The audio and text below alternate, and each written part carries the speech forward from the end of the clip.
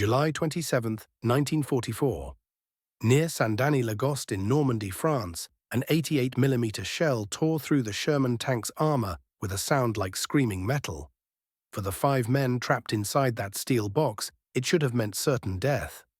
The Panther gunner from the 2nd SS Panzer Division d'Azuray peered through his sight scope, expecting what always came next. The violent bloom of fire consuming the entire tank. He turned to his commander. "Target hit. Driver, move us forward 20 meters. Get a better angle on the 2nd American tank." But something was wrong. The flames never appeared. The American tank's turret suddenly swung toward them, its 76mm gun searching for revenge. The German loader reached instinctively for another shell and froze mid-motion in confusion. That Sherman should have been nothing but a burning tomb by now. According to everything they'd learned, everything they'd witnessed, everything the High Command had told them about American armor, it should have been burning. Years of fighting from Russia to Africa had taught these men one thing they could count on. Hit an American Sherman with a solid shot and it would burn. Every training manual reinforced it. Every combat report confirmed it. Every piece of intelligence drilled the lesson home. But what happened that morning would challenge everything the German army believed about tank warfare. The Sherman they'd just struck wasn't an ordinary one. It was equipped with something revolutionary, a wet-stowage ammunition protection system. Inside that tank, double-walled storage containers surrounded the ammunition with 38 gallons of fire-suppressant liquid. This wasn't some experimental modification. Every Sherman rolling off American assembly lines since January 1944 carried this system. The result was staggering. Before this modification, penetrating fire meant catastrophic explosion in 60 to 80% of cases. Now the odds had flipped. Only 10 to 15% of penetrating hits resulted in fire. Across the Norman countryside that morning, the 2nd Armored Division was attacking with 104 of these protected Shermans. Not a single German intelligence briefing had warned them, not one report from High Command, not even whispered rumors drifting back from the front lines.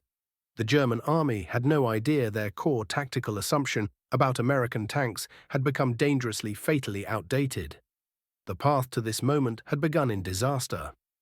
16 months earlier, February 1943, Kasserine Pass in Tunisia. American armor sprawled across the valley floor in burning wreckage. M4 Shermans transformed into crematoriums by German 88mm guns. Of 300 American tanks that engaged that day, 183 were destroyed. Most didn't just get knocked out.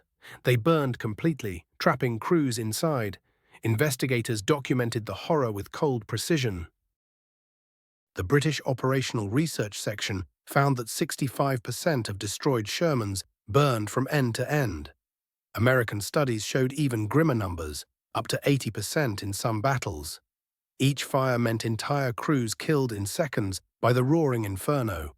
Officers from the Ordnance Department's Tank Automotive Center examined every destroyed Sherman in North Africa, documenting each one. They needed to understand why American tanks turned into funeral pyres so easily. The answer lay in ammunition, not fuel. The 70-plus artillery shells stored in open racks throughout the fighting compartment became incendiary bombs the moment German shell fragments struck them. Hot steel, flying at tremendous speed, would ignite the propellant. Once one round caught fire, it triggered the others in cascade. The solution came from an unexpected direction. In November 1943, a chemical engineer from DuPont attended a tank board meeting. He had a seemingly crazy idea. What if they surrounded the ammunition with liquid? Early proposals sounded absurd. Fill the entire crew compartment with water. Make it like a submarine. But the concept evolved through careful development. Instead of flooding everything, engineers created double-walled ammunition containers with liquid-filled spaces between the walls. These bins would sit in the hull floor, positioned away from where enemy shells were most likely to strike. By December 1943, Pressed Steel Car Company in Pennsylvania was completely retooling its assembly lines to make the new containers. The first M4A176W rolled off the production line on January 3, 1944. The W designation stood for wet. though most people outside the factory had no idea what that meant. The engineers at Aberdeen Proving Ground ran brutal tests to verify the concept worked.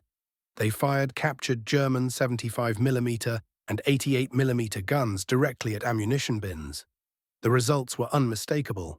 Dry storage rounds detonated in 73% of direct hits, erupting in towering columns of flame.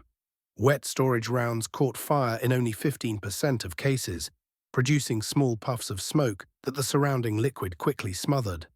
Classified films showed the dramatic difference in shocking detail: dry ammunition exploding like bombs versus wet storage fizzling out in wisps of smoke. The engineering was remarkably precise. Each ammunition bin consisted of 2 concentric shells with a gap between them. 10 rounds fit inside the inner container, and the space between the walls held fire-suppressant liquid. The chemistry mattered enormously. Pure water would freeze solid in winter temperatures. Ethylene glycol prevented freezing but corroded brass cartridge cases. The engineers needed something better. They developed a specialized solution called amu-damp, containing ethyl sodium potassium phosphate with rust inhibitors and biocides. This mixture stayed liquid even at -40 degrees Fahrenheit. It prevented corrosion, stopped bacterial growth in the liquid, and actually suppressed fire better than plain water.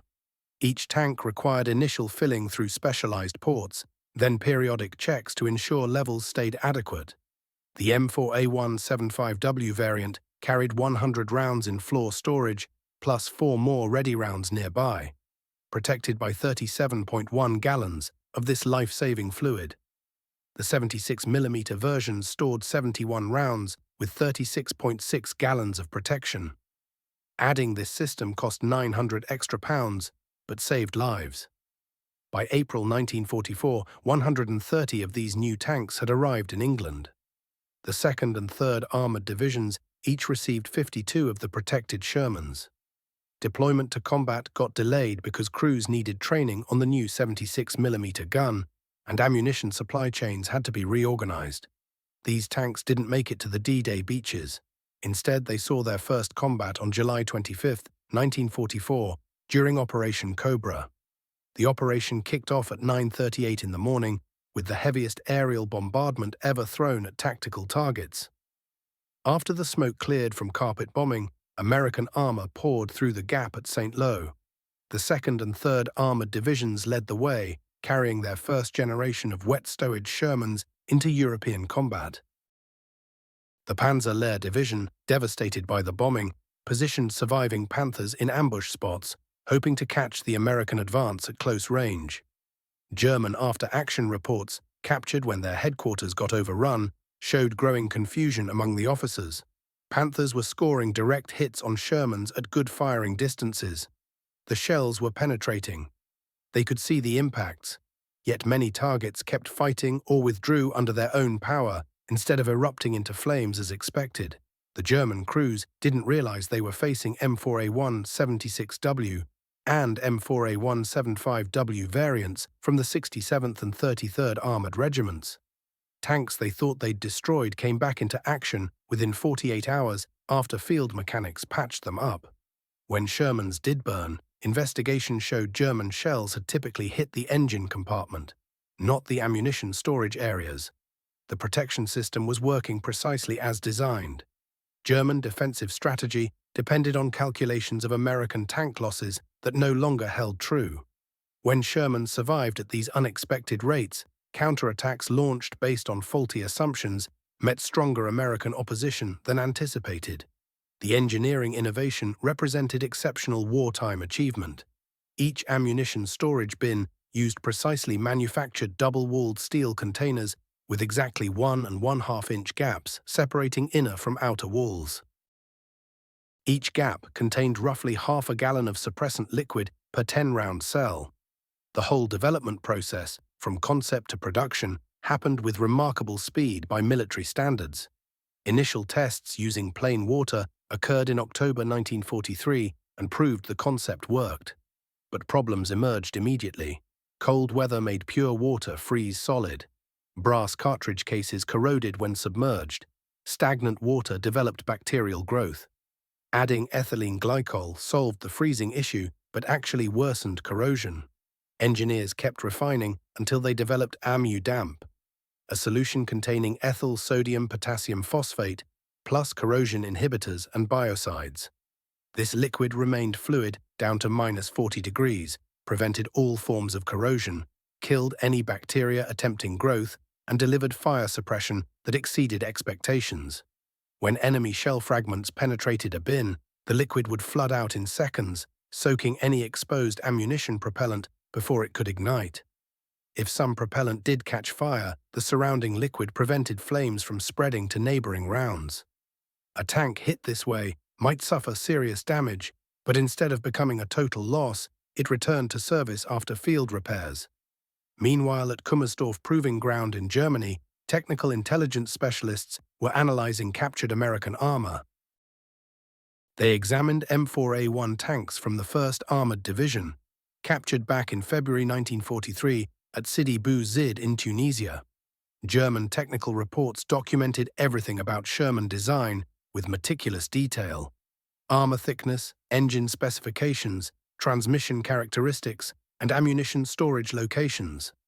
Intelligence bulletins distributed to panzer units contained detailed drawings showing exactly where ammunition racks sat in the tank sponsons above the track level. The reports recommended targeting these specific areas for maximum effect. This became standard doctrine. Gunnery schools from Putlos to Paderborn taught gunners to aim for Sherman sponsons. Range cards distributed to anti-tank units marked these vulnerable areas in red. The teaching became so deeply embedded that even when sponson hits stopped producing fires, crews simply assumed they'd missed the ammunition somehow. The timing proved catastrophic for German forces. Their detailed Sherman analysis had concluded just as American factories began producing the new modified variants. Every subsequent intelligence update continued referencing the older evaluation as definitive knowledge. When frontline units reported unusual Sherman survivability, staff officers dismissed these reports as exaggerations from combat-stressed troops. Nobody believed the Americans had fundamentally changed their tank design without some hint reaching German intelligence. The industrial transformation of American tank production in early 1944 was unprecedented in scope. Fisher Tank Arsenal in Grand Blanc, Michigan, transitioned between production types from M4A2 to M4A3 to the new modified variants, without stopping the assembly line. Between February 1944 and March 1945, Fisher alone produced 3,701 protected tanks. Entire factory floors underwent complete redesign. The ammunition bins positioned below the turret basket required entirely new stamping dies for the double-walled containers. Welding jigs needed modification. Assembly sequences had to be re-engineered from scratch. The partial turret basket, replacing the old full-rotating floor to allow hull ammunition access, demanded redesigning the entire turret traverse mechanism. Every hydraulic line, every electrical cable, every control linkage had to be rerouted around the new ammunition positions. Pressed Steel Car Company in Pennsylvania matched Fisher's output. Starting M4A1 76W production in January 1944, they built 3,426 units through July 1945. They faced the additional challenge of integrating the new ammunition system with the larger 76mm gun, which required turret modifications, different ammunition types, and completely rebalanced weight distribution throughout the tank. By June 1944, American factories were producing only wet-stowage variants. The transition occurred so smoothly that German intelligence, still working from year-old captured specimens, remained completely unaware of the fundamental transformation. The hedgerow country of Normandy became an accidental laboratory, testing how well the modification actually worked. The broken terrain forced engagements at ranges where German guns easily penetrated Sherman armor. Yet American tank losses came back into service at remarkably high recovery rates. The Third Army's maintenance battalions reported recovering and repairing 67% of knocked-out Shermans during Operation Cobra. Tanks that would have become total losses if equipped with dry ammunition storage now returned to action because the protection system limited damage. Approximately 70% of vehicles that would have burned completely with the old system came back into fighting strength. This invisible multiplication of American tank strength confused German planning at every command level. German commanders vented frustration in war diaries about American tanks appearing to possess inexhaustible reserves. They couldn't comprehend how so many supposedly destroyed vehicles kept reappearing. The Panthers were landing their shots, punching through armor, but the damage they inflicted rarely proved permanent. American maintenance crews were working miracles in the rear. They'd recover tanks that German soldiers were certain had been destroyed for good. Within days, these same vehicles would be repaired and rolling back into the fight. The mathematical calculations German staff officers relied upon, figuring out how many enemy tanks remained by counting permanent losses from ammunition fires, simply stopped working. Their models couldn't account for what was actually happening. Major General Maurice Rose commanded the 3rd Armored Division, which led the charge with roughly 200 improved Shermans at its disposal. In just 7 days of fierce fighting, this division covered 100 miles, engaged in dozens of battles, and kept up the pressure despite German counterattacks specifically aimed at destroying American armor. The Germans launched their response, Operation Lüttich, the Mortain counter-offensive, starting August 7th with 4 panzer divisions, attempting to slice through and cut off the American spearheads. German planners believed American armored units must be worn down and running low on tanks after such a rapid advance. Their intelligence officers calculated American tank strength at only 60% of what it actually was. They'd completely missed the recovered and repaired Shermans that the modification had rescued from the scrap heap. The 30-degree Infantry Division made its stand at Mortain, backed by tank battalions equipped with those modified Shermans. Their defense shattered the German offensive momentum. The 743rd Tank Battalion took repeated assaults from SS and Wehrmacht panzer units pressing against their lines.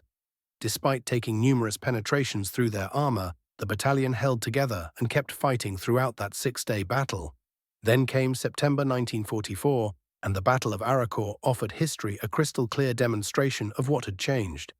When the 113th Panzer Brigade attacked American positions on September 19th, they expected to catch the defenders off guard and eliminate American tanks through superior German marksmanship. The first German attacks did land plenty of hits on 4th Armored Division Shermans. Panthers and Panzer IVs reported multiple penetrations from good firing positions. But what happened next shocked them. The Americans didn't pull back, bleeding tanks and men. Instead, the 4th Armored struck back with surprising strength and aggression. The numbers tell what occurred. During the Araucourt battles, the 4th Armored Division lost 151 Sherman tanks. Yet here's what's remarkable, only 41 of those were total write-offs. The remaining 110 were put back into service, with most returning to combat within a single week. German intelligence counted all 151 as permanent losses and calculated the 4th Armored should have been finished, unable to fight anymore. But that's not what happened. The division kept attacking. General Patton, who'd been skeptical about the 76mm Sherman variant initially, changed his mind completely after Araucourt. Third Army started accepting only the 76mm equipped wet-stowage models, recognizing that better firepower combined with improved survival rates created something genuinely superior. As fall 1944 rolled forward, second-generation improved Shermans began arriving at the front. The M4A3E8, called the Easy 8, incorporated everything learned from months of combat. The suspension was better, the tracks wider for superior mobility despite the extra weight, and the ammunition storage was refined with better access for the crew. These tanks started reaching frontline units in October 1944. There was also a specialized assault variant, the M4A3E2 Jumbo, with wet storage from the very start of production in June 1944. With frontal armor 4 inches thick and turret armor up to 6 inches, the Jumbo could take tremendous punishment and keep going. Combined with protected ammunition, these tanks achieved survival rates that left German observers stunned and baffled.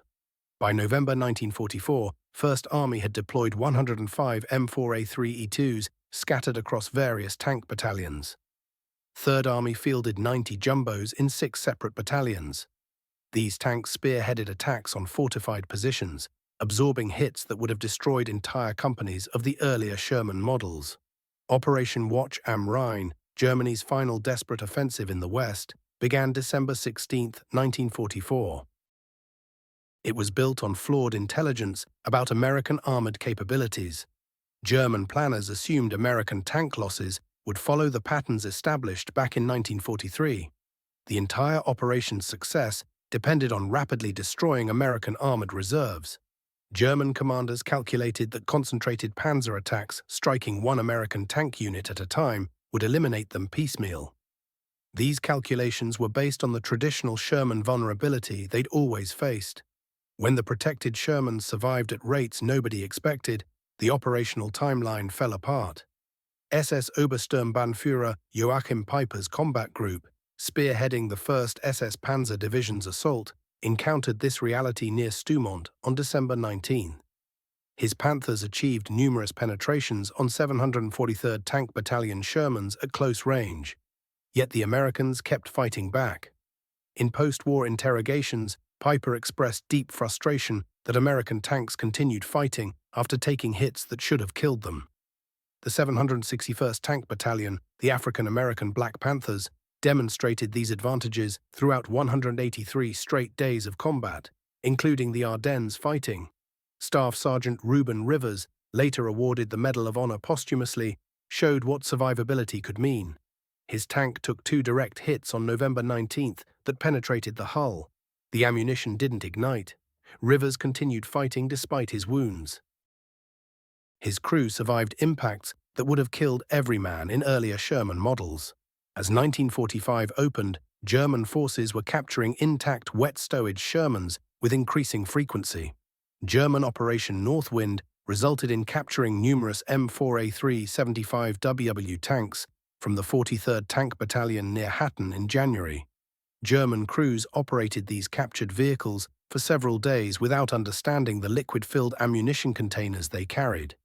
The Wehrmacht's Technical Intelligence Branch had essentially stopped functioning by early 1945. The few technical specialists still working were focused on desperate wonder weapon projects, instead of analyzing enemy equipment. Even if frontline troops had grasped the modification's importance, no system existed to collect that intelligence, analyze it, and send it back to commanders who could act on it.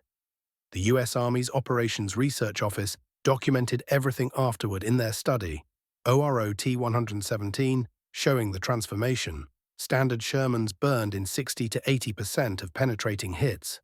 Wet stowage variants burned in only 10 to 15%.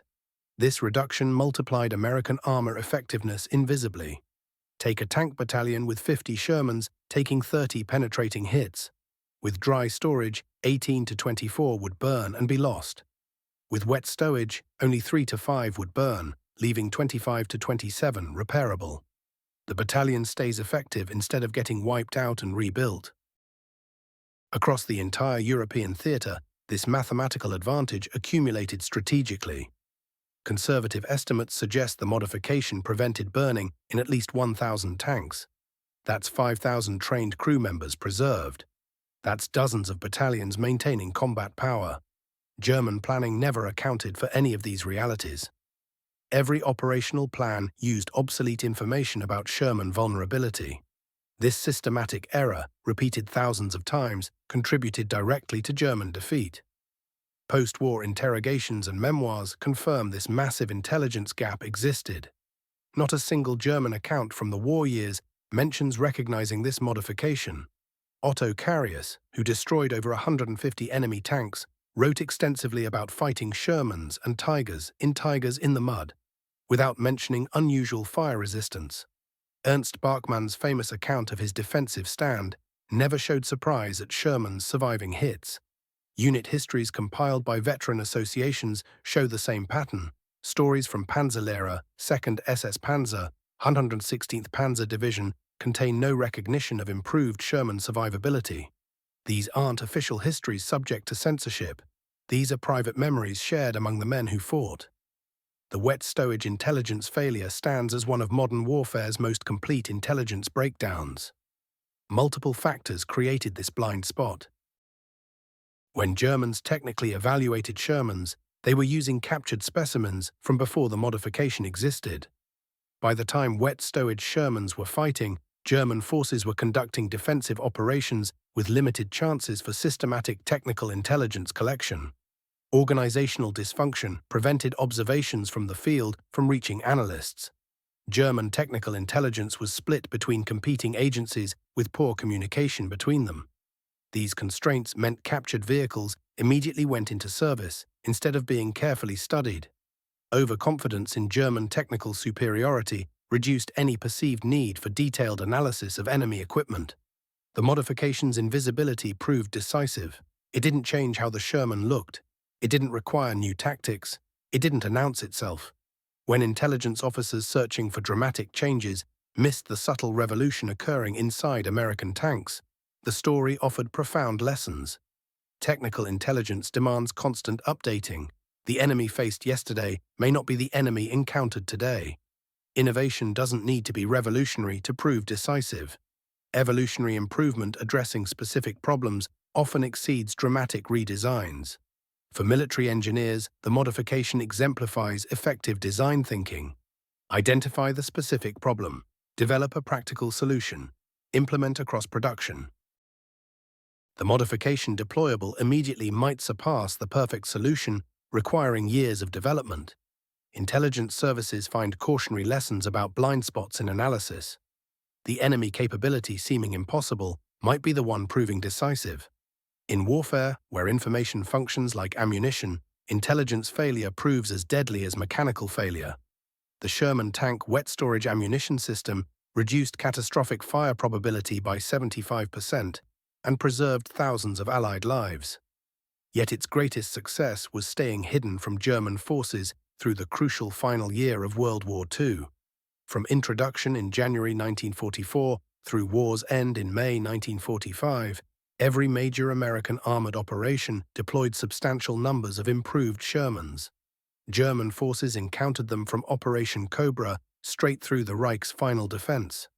They captured and operated hundreds without recognizing the fundamental improvement. American engineers designed the system to preserve lives, not deceive enemies. Its invisibility multiplied its effectiveness beyond any calculation.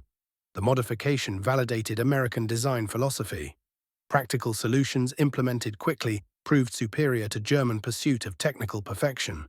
History records wet stowage as a crucial technical improvement that helped win World War II. More truthfully, it should be remembered as the modification that won by staying hidden. Victory came through enemy ignorance as much as American engineering. German tank crews fought the wrong enemy, armed with obsolete tactics, based on faulty assumptions, and lost. The modification didn't merely save American lives, it shortened the war by maintaining American armored strength at levels that quickened German defeat. In this hidden advantage, multiplied across 1,000 battles, lies one of World War II's most remarkable yet largely unknown stories. A simple modification that changed everything while remaining invisible to those who most needed to see it.